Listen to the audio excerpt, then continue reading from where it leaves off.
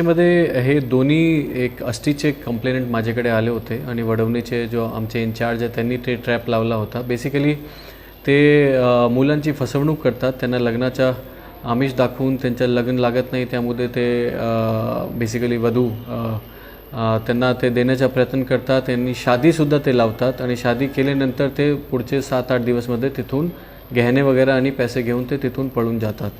परत तुम्ही त्यांना ते काय शिकायत केली ते परत ते वेगळा सांगतात की ठीक आहे आम्ही दुसरा लग्न तुम्हाला लावून देऊ. त्याच्यानंतर परत हे जो फसवणूकचा प्रकार हे चालूच राहतात.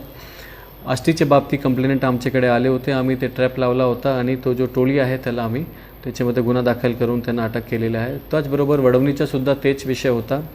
तो ह्याच्या बाबतीत पोलिसांकडून एक आव्हान लोकांना हेच आहे की लग्न हे तुमच्या आयुष्यात एकच वेळे असते, तो त्यामुळे तुम्ही पूर्ण सूझबूझ करून पूर्ण खात्री करूनच तुम्ही त्याच्यामध्ये इन्वॉल्व राहायला पाहिजे.